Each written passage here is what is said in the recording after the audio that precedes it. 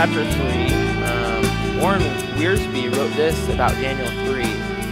The devil tempts us to destroy our faith, but God tests us to develop our faith, because a faith that cannot be tested cannot be trusted. So as we go through Daniel 3, there's a little bit of background that I need to take you guys through, because Daniel 3 just hops into King Nebuchadnezzar's vision, but to have some context for that, we're going to back up and look at Daniel 1 and 2. But in chapter 1, we're introduced with the nation of Judah being taken over by King Nebuchadnezzar. And as he's doing this, he orders his chief to take captives of the royal family. His prerequisites were that he wanted them to be good-looking, intelligent, and to have the ability to serve in his kingdom. So he was collecting for himself men that he would make his own advisors. So he puts them through these 3-year, basically they're going to college for 3 years to learn.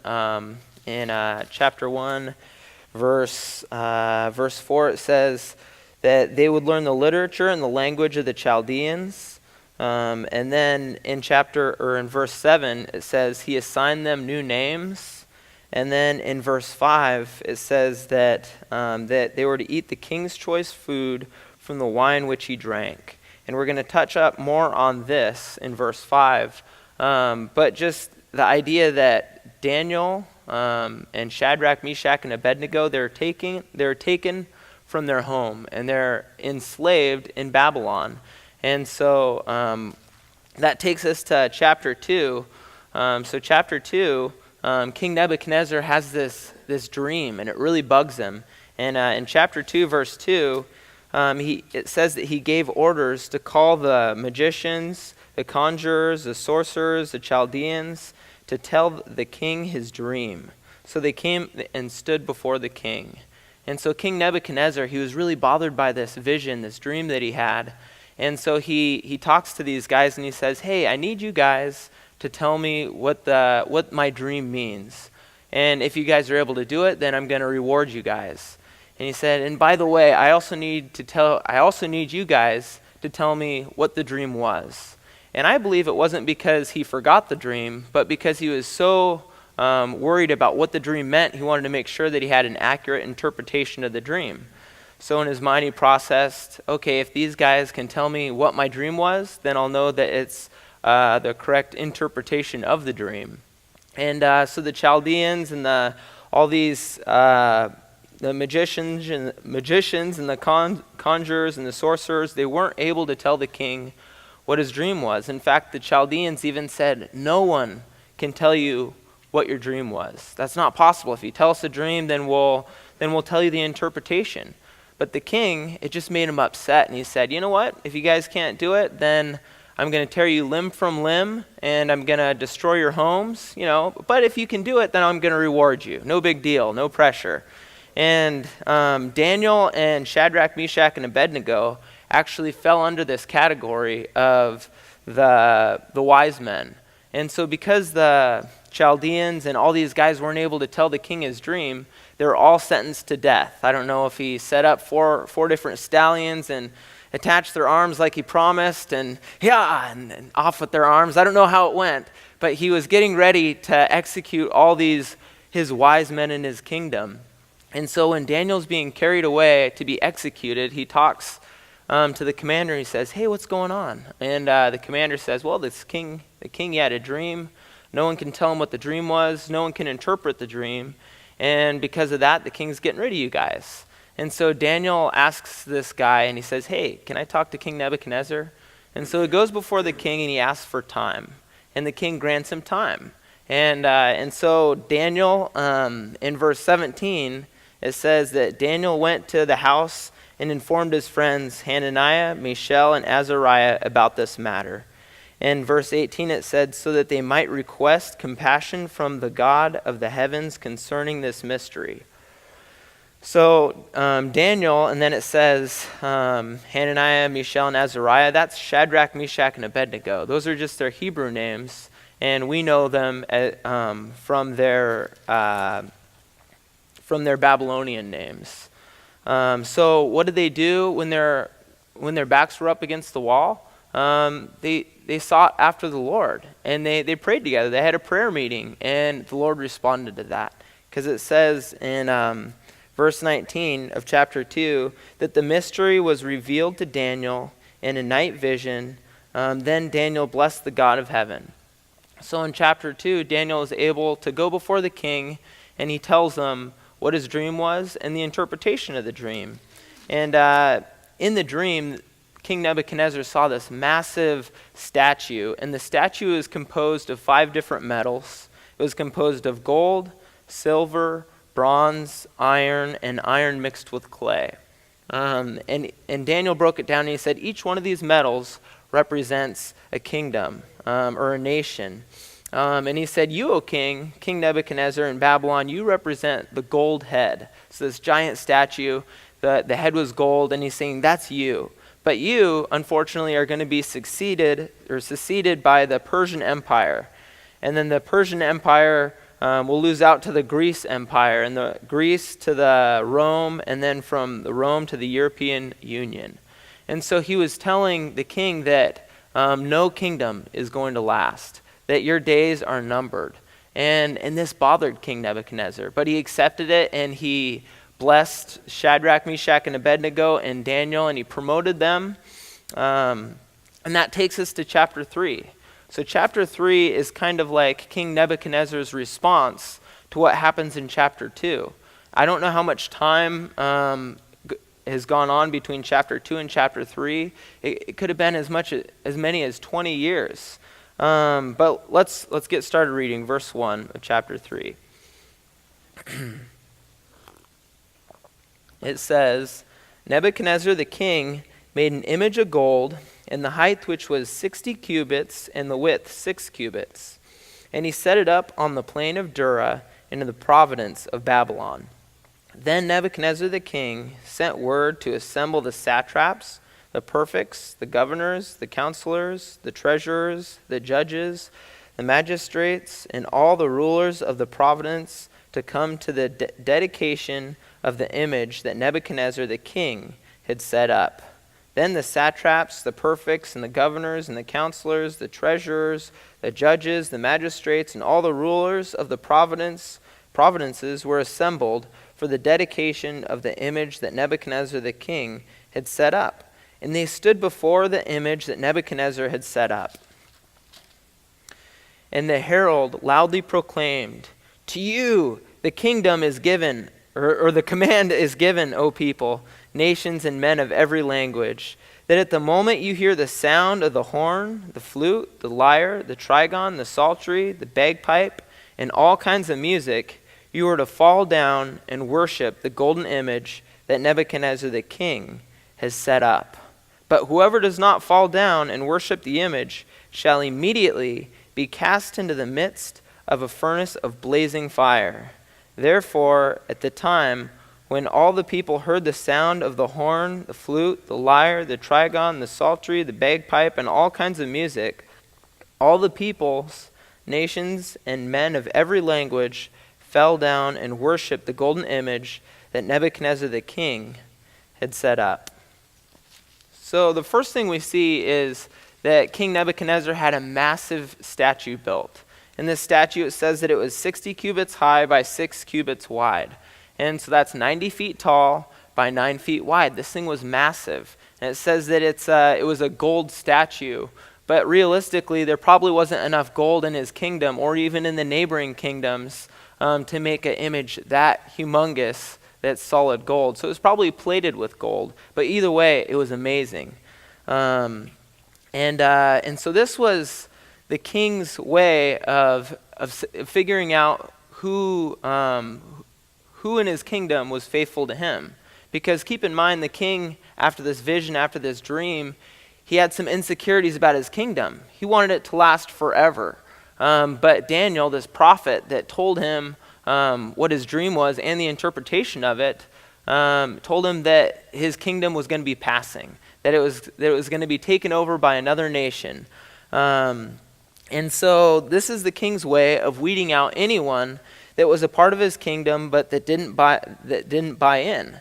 So he put his people to the test, right? He stands them up and says, hey, everybody come in. Check out this massive statue I built. Hey, when the music starts, then you guys need to bow down and worship. But if you don't, no big deal. You don't have to, but you're going to be thrown into this furnace of blazing fire. So you guys make the decision. Whatever you want to do, I'm happy with. And so let's look at the response in verse 8. So it says, for this reason, at the time, certain Chaldeans came forward and brought charges against the Jews. And they responded and said to Nebuchadnezzar the king, O king, live forever. You, O king, have made a decree that every man who hears the sound of the horn, the flute, the lyre, the trigon, the psaltery, the bagpipe, and all kinds of music is to fall down and worship the golden image. But whoever does not fall down and worship shall be cast into the midst of the furnace of blazing fire. So I'm sure King Nebuchadnezzar is saying, yeah, you guys are wasting my time here.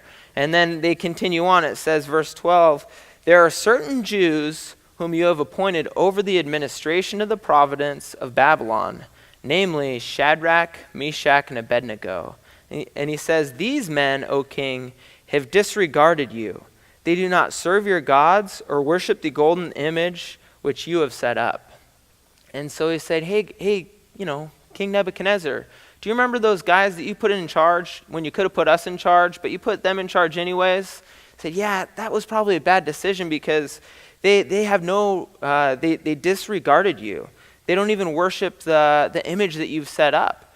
And so they're putting King Nebuchadnezzar to the test, and they're saying, are you going to be a man of your word? Let's throw these guys in the furnace. And there was a couple reasons why the Chaldeans didn't like these three Hebrew men. Because like we talked about in chapter 2, the Chaldeans were the men that said to the king, it can't be done. That vision you had, we can't come up with the vision you had and interpret it. You need to tell us the vision before we interpret it. And so they're saying it's not possible. And they're made to look foolish when Daniel, by the power of the Lord, he spelled out the dream and then the interpretation of it.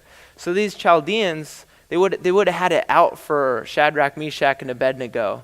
And the position that they have is pretty awesome. Daniel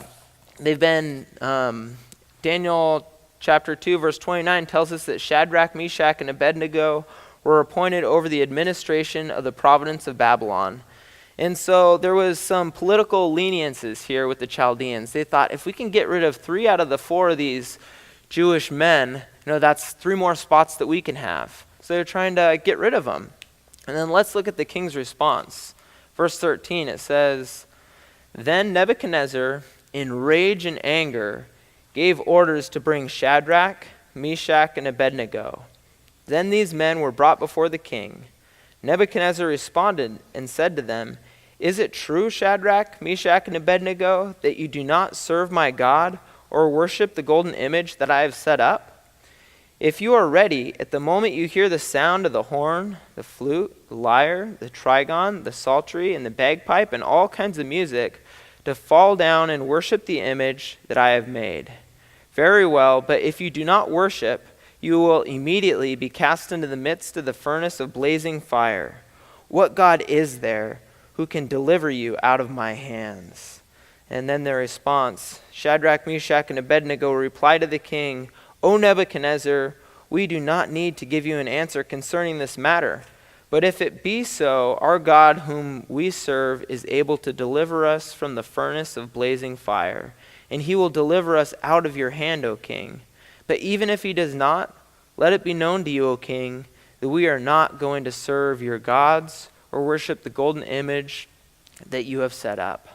And then verse 19, then Nebuchadnezzar was filled with wrath, and his facial expression was altered towards Shadrach, Meshach, and Abednego, and he answered by giving orders to heat the furnace 7 times more than it was usually heated. So a couple things out of this passage. So we see that King Nebuchadnezzar doesn't just take the Chaldeans' word. He doesn't just take them and say, well, if these guys said that they stood when they should have been bowing down and worshiping, then I'm just going to throw them in the furnace. Instead, he brings them before him. He's enraged, but he brings them before him and he says, is this true? And he interrogates them. And then not only that, he finds out that it's true, but then he gives them another chance. And he says, okay, all right, well, let's make this right. Okay, I can kind of picture like a car salesman. He's like, well, let's meet you where you're at here. Let's make this right. I like you. I'm going to cut you a deal. And so he says, I'm going to give you another chance. And he says, when I tell these guys to hit it, they'll start playing the bagpipe and all sorts of these instruments, and then you guys worship, and we're going to call it even, right? But their response, they said, "O Nebuchadnezzar, we do not need to give you an answer concerning this matter." So before we dive into verses 16, 17, and 18, I want to look at a few things. I want to look at the steps the king Nebuchadnezzar takes when he's stressed out, when he's under pressure. And then I want to compare that to the steps that Shadrach, Meshach, and Abednego take when they're under pressure, when they're in stress. So the king, it says that he gets wisdom from what the world has to offer, right? He has the best, the most worldly advisors, right? He's got all these men that are supposed to be wise and smart, and he's collected them. And so when he has trouble, like he did with that vision of chapter 2, verse 2, he says, bring the wise men. I need to talk to them. So he takes the best the world has to offer. So he gets his advice. It's worldly advice. And then the next thing, so that step leads to step 2, which King Nebuchadnezzar struggles with anger. We see it all through chapter 2 and chapter 3, and you'll see it in chapter 4 if you read it. But the anger, it doesn't just stop with anger, it leads to rage. And his rage leads to bad decisions. What kind of bad decisions do you say? Well, with the fiery furnace. So when he's enraged and he's angry, he says, okay, well, I'm really going to show you guys. Let's heat up the furnace 7 times more than usual. Well, which would be worse? Going into an incinerator or going into, 250 degrees, where it was a slow process of death. It was more painful. So if the king said, let's lower it 7 times than usual, and I'm going to make this last, it would have been absolutely excruciating, as opposed to being incinerated by this crazy furnace.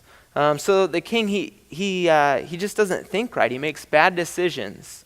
But with Shadrach, Meshach, and Abednego, when they're stressed out and there's life and death situation like there is in chapter 2 and chapter 3, what do? They surround themselves with believers. That's step 1.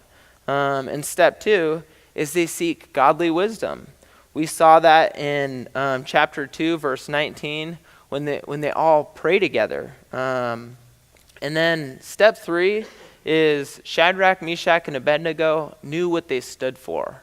It says in Exodus 20, verses 3, that you shall have no God before me. And then it says, Exodus 20, verse 5, that you shall not worship them or serve them. So why did Shadrach, Meshach, and Abednego not bow down before this golden image? Well, because God didn't want them to. This is part of the 10 Commandments, and they would have known that. And so they would have thought, there's no way that I can bow down before the king. There's no way that I can do this before the Lord. And then that takes us to step 4. So step 4 is be faithful in the small things. And that I wrote down because the crumbs lead to the cookie. So if you're faithful in the small things, it's going to lead to bigger things. And just like, so in chapter 1, verse 8, if you want to turn back there with me, you can read it together.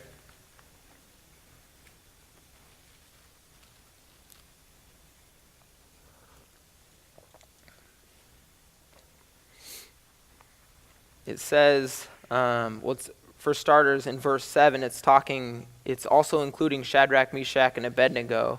But verse 8, it says, but Daniel made up his mind. So think of it like the 4 Hebrews made up their mind that they would not defile themselves with the king's choice food or with the wine which he drank. So he sought permission from the commander of the officials that they might not defile themselves. So the idea here is that this was a relatively small thing. So like they've been taken from their homeland, right? They're made to be slaves. They can't come and go as they please. They've been made in Verse 4, they're made to learn the literature and the language of the Chaldeans.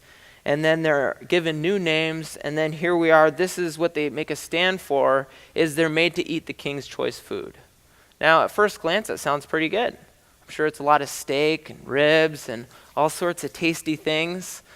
But they knew that it would have been defiling themselves before the Lord if they were to eat this. Why? Because it wasn't kosher. Even if it was the correct meat, it probably wasn't butchered correctly. And so for them, this was something that they didn't want to make a compromise on. They were willing to give up their name. They were willing to give up their freedom. They were willing to spend time working hard to bless a king that was evil. But they weren't willing to make provisions here when it took to sinning before the Lord. Right? This is like the crumb that leads to the cookie. Right? They weren't willing to make the sacrifice. So that's what I was thinking about this week, the idea of the crumbs lead to the cookies. And I think it was Tuesday, I was talking with my wife, Sarah, and I was thinking, like, those of you guys who know me know that I really enjoy football, specifically the Seahawks. And I thought, man, who's somebody that isn't faithful in the small things? What's a good example that we can all understand? And then I thought of Kristen Michael. And I thought, man, this guy, he was loaded with talent. He was taken in 2013 in the second round from Texas A&M. And he was actually the first running back taken off the board that year. He had all the tools, right? This guy, he was really fast, he was powerful, explosive, and he's got a sweet spin move. But the problem with Kristen Michael wasn't his physical giftings, right? He was a freak physically, right? He could probably jump out of a swimming pool. I don't know. But the idea here is that he wasn't faithful in the small things. I heard an interview from the running back coach, and he said, coaching Kristen Michael is so frustrating because he doesn't know his assignments, right? He didn't take time to study the playbook. He's in the NFL, right? And you would think you would study those things because that's his life depends on it, right? That's his job, that's his career. But he thought he could get there solely on his physical giftings, right? But what happened in 2015, so he stuck around on the team a few years, but in 2015, the Seahawks traded him for a low-end pick to the Dallas Cowboys. And then a few months later, he was cut, and the Redskins signed him. And then he was cut again, and the Seahawks had an injury, so they brought him back. And then, so I was talking with Sarah about this, and then the very next day, so he's on the team this year, and he was their starting running back. And then the very next day, the Seahawks cut him. I was like, oh, this is a perfect analogy. I'm using it. And but the idea there is that he wasn't faithful with the small things. Who did the Seahawks activate? They activated an undrafted rookie, right? This guy, he doesn't have all the physical tools. But what makes him special? Why this guy instead of Kristen Michael? Well, it's because he's faithful in the small things. I'm sure this guy knows his blocking assignment. I'm sure this guy knows which hole to run through. You might wonder, well, how does this transfer to me? I'm not in the NFL. This isn't really making sense. But I would say this is, it doesn't matter how gifted or how equipped you are if you aren't faithful in the small things. Or I'll say it a different way. It doesn't matter how gifted or equipped you are if you make compromises in small areas of your life. 1 Corinthians chapter 1, verse 27 says, "But God has chosen the foolish things of this world to shame the wise, and God has chosen the weak things of this world to shame the things which are strong." So this idea that God doesn't need us to be so incredibly gifted, right? He needs us to depend on him and to be faithful in the small things. So what are the small things? What's an example of the small things? What I think of is the music that we listen to, the TV that we watch, the movies we expose ourselves to, the friends we keep, the relationships we have, the way we talk with our coworkers. These are areas in our lives that may be littered with compromises. They may be littered with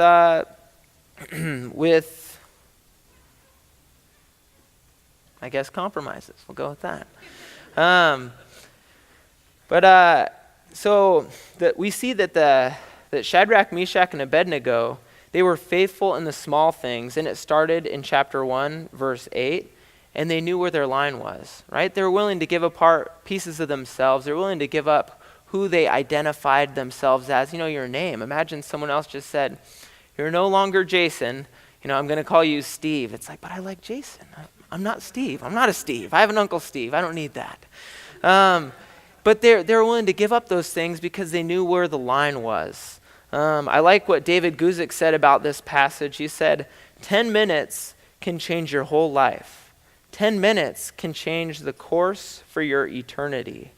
And the idea that 10 minutes of sin can change the rest of your life. So let's look back to Daniel chapter 3. So we see the difference between King Nebuchadnezzar and his decision making, and then we see the difference with Shadrach, Meshach, and Abednego and the way they make decisions. It's totally different. But in verses 16 through 18, I want to look at the response they have to King Nebuchadnezzar. Halfway through 16, they say, "O Nebuchadnezzar, we do not need to give an answer concerning this matter. But if it be so, our God whom we serve is able to deliver us from the furnace of blazing fire. And he will deliver us out of your hand, O king. But even if he does not, let it be known to you, O king, that we are not going to serve your gods or worship the golden image that you have set up." So they didn't pretend to know God's will. What they knew is that what it says in Exodus 20, that they should not bow down before any false gods. So they knew where they stood, and they knew this isn't something that I can make a compromise on. This isn't an open-handed issue. This is a closed-handed issue. This is where I need to take a stand. And so they told the king, you know what? You don't even have to stop the music. It's not going to happen. I'm sorry. We can't do it. But oftentimes when I was reading this, I was kind of imagining them as being like really bold, like, "We will never worship your God, King Nebuchadnezzar." But I don't think that's how it went. I picture them as like trembling and scared and nervous, just like every one of us would be if we thought we were facing our own death, right? They had a way of escape, and they thought, man, I'm sure the idea went through their head, wouldn't it be better to live? Can't we live and give glory to God? Wouldn't it be better for us to live than better for us to die? But they trusted in God. They didn't just trust in him that he was going to deliver them from the fiery furnace. They trusted in him and thought, you know what? If it's his will for me to die, then that's what I should do. Then I should go into that fiery furnace because I trust God that he needs to be glorified, not me. And then I like the quote, I believe it's by Peter Marshall. There's a few people that have said this, but it says, "If you don't stand for something, you will fall for anything." And I think that's a song too, but the idea that if our lives as Christians, if our lives are full of compromise, when are we ever going to make a stand?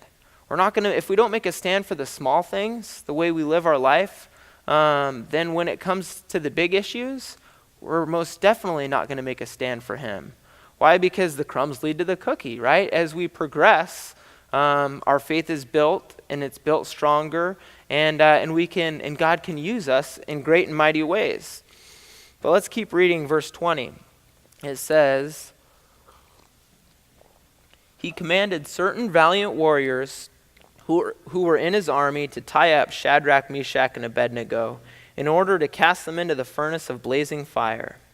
Then these men were tied up, and their trousers, their coats, their caps, and their other clothes were cast into the midst of the furnace of the blazing fire." I think I read that wrong. Verse 21, try that again. "Then these men were tied up in their trousers and their coats, their caps, and their other clothes, and they were cast into the midst of the furnace of blazing fire. For this reason, because the king command was urgent, and the furnace had been made extremely hot, the flames of the fire slew those men who carried up Shadrach, Meshach, and Abednego. And these three men, Shadrach, Meshach, and Abednego, fell into the midst of the furnace of blazing fire, still tied up." Verse 24. "Then Nebuchadnezzar the king was astounded and stood up in haste. And he said, to the high officials, he said, "Was there not 3 men we cast bond into the midst of the fire?" And they replied to the king, "Certainly, O king." And then he said, "Look, I see 4 men loosed and walking in the midst of the fire without harm. And the appearance of the 4th is like a son of the gods." So verse 25, that's a Christophany. A Christophany is a pre-incarnate appearance of Jesus Christ. So this is Jesus in the Old Testament in the flesh. So it's pretty amazing. So there's some awesome points we can draw from this. And the first one is when we're in these fiery trials, right? We're amongst these, maybe our heart is broken and our backs are against the wall and we have to make a decision. But just know that even amongst the most difficult times of your life, Jesus is with you. It doesn't say that Shadrach, Meshach, and Abednego necessarily saw Jesus. We know that King Nebuchadnezzar saw Jesus. And so what I would say is sometimes when you're going through trouble and you're going through trials, sometimes you feel like he's not there. Other times you feel like he's close. But what I would say is know that he's always there. He's always walking amongst you.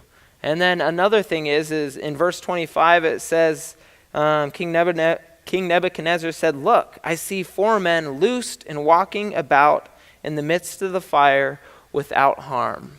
So they went into the furnace and they were tied up, right? And they were thrown into the furnace, and once they're in the furnace, they're freed, right? They're freed and they're walking about. And then we're going to read later on that it smells like that they didn't even smell like fire, that their clothes were in mint condition, right? And it would be a miracle if you went to a bowling alley in the 90s and you didn't smell like cigarette smoke, right? Just like it's a miracle if you go to a campfire and you don't get the smell of smoke. It's the same way. Think about the magnitude of this miracle. These men were thrown into the fire that the 3 guys that threw them into the fire, they weren't even in it. They were on the edge of it, and they were killed. Shadrach, Meshach, and Abednego, they were totally fine. And their clothes were unharmed. Everything was fine except the rope. The rope, I'm sure, was burnt, and it was disintegrated. And why I bring this up is because as you make a stand for what's righteous, as you make a stand and for what God calls you to do, it's freeing. It might be terrifying. You might be terrified. Every fiber in your body may be telling you, "No, don't do this. I want to live." And you're cutting off your flesh or whatever it is. But as you make a stand for what's right, it's freeing. The ropes are gone. And I think there's a large benefit to going through these trials. So often we would rather be delivered from the fiery furnace, right? We would rather not take the stress of these trials we endure in our life. Every one of us, we have trials every week, right? And there's stress that comes with it. And so often as we pray about these issues, we pray to be delivered, right? We don't even want to go through it. But the idea here is that as you go through these trials, it has a galvanizing and a strengthening effect between your relationship with the Lord. So the more issues you go through with the Lord, it gives you guys the opportunity to bond that much more. I thought of an analogy of welding. You can weld with an oxyacetylene torch and some rod. And so you have 2 different metals. And as you heat up one of the metals, you're mixing the 2 metals together and it creates a strong bond. Now in this analogy, I would be a metal, God would be a metal, and the trial would be the heat, right?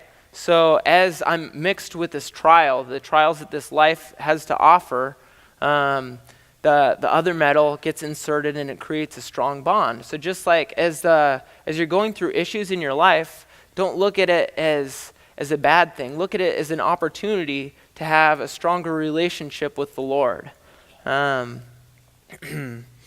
So let's keep reading verse 26. It says, "Then Nebuchadnezzar came to the door of the furnace of the blazing fire, and he responded and said, 'Shadrach, Meshach, and Abednego, come out, you servants of the Most High God, and come here.' Then Shadrach, Meshach, and Abednego came out of the midst of the fire, and the satraps, the prefects, the governors, the king's high officials gathered around and saw in regard to these men that the fire had no effect on their bodies of these men, nor was their hair on their heads singed, nor were their trousers damaged, nor had the smell of fire even come upon them. And Nebuchadnezzar responded and said, "Blessed be the God of Shadrach, Meshach, and Abednego, who has sent his angels and delivered his servants who put their trust in him, violating the king's command, and they yielded up their bodies so as not to serve or worship any god except their own. Therefore I make a decree that any people, nation, or tongue that speaks anything offensive against God of Shadrach, Meshach, and Abednego shall be torn limb from limb, and their houses reduced to rubbish heap, inasmuch as there is no other God who is able to deliver in this way." Then the king caused Shadrach, Meshach, and Abednego to prosper in the province of Babylon. So I'm going to make a few more points. Hang with me. I would say you never know who God's reaching out to. As you look around your life, there's people that bug you, right? There's people that just get under your skin. And sometimes it's their sin that gets under your skin, right? Sometimes you just have kind of a disdain for this person because of the way they live their life. They declare to be a Christian, but they don't live like it. In fact, they make all the other Christians look bad, right? And they get under your skin. Or maybe it's someone like King Nebuchadnezzar who's just evil to the core, right? But I would say this, never discount someone as too far gone, because look what God is doing with King Nebuchadnezzar, right? He's surrounded King Nebuchadnezzar with Daniel, with Shadrach, with Meshach, and Abednego. He's surrounded him with men of faith. I would say this, God puts you guys around people so that you guys can speak truth into their life, and so that they can see that you're different, and it'll give you an opportunity to share the gospel with them. So I want to have the worship team come up, and I want to make this last point. Sometimes your fiery trials aren't just for you, but they can be meant to be an encouragement for people around you. Think about the men that didn't want to bow down to King Nebuchadnezzar, right? I'm sure there was a lot of men that didn't want to bow down to this image that King Nebuchadnezzar made, but they didn't have the courage to stand like Shadrach, Meshach, and Abednego. Think of what that could have done for their courage if they saw, man, look at these guys. They're standing in the face of death. They didn't have the courage to do it themselves, but as they looked at the story, it's like, man, that glorified God. And how cool is it that God allowed that crazy trial? How cool is it that God didn't change Nebuchadnezzar's heart at the time, but he had them thrown into the furnace, because that trial wasn't just meant for Shadrach, Meshach, and Abednego. But when I think about them, I think their faith must have never been the same. When you go through something like that, it's powerful and it's empowering. And I think that we just need to keep in mind that sometimes as we're struggling, it's not just for us. Other people watch us. Other people watch you as you go through trouble. And whether or not you identify more with King Nebuchadnezzar, if you feel like you have more rage and anger than you identify with Shadrach, Meshach, and Abednego, who are not willing to make compromise. They weren't willing to compromise for their flesh. Whether or not you connect with one or the other isn't the point, but the point is that people are watching you, and that people depend on the decisions you make, whether they're your kids, whether they're your friends, whether you're your family. People are watching you, and they're affected by the decisions you make. So let's end with prayer and worship the Lord. Lord, I thank you for this morning, Lord, and thank you for this message that you've given us, Lord.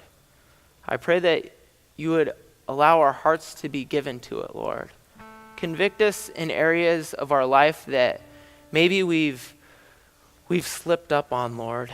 Maybe there's areas in our life that we need to make a stand. We need to make a change. Lord, I pray that you would encourage us and strengthen us to make a stand for you, Lord. And I pray that you would just bless us as we do it, Lord. We pray that each one of us would be encouraged and filled afresh with your Holy Spirit for your giftings, God, and for your equipping of your work, Lord, that you have for each one of us, God. We give these things to you in Jesus'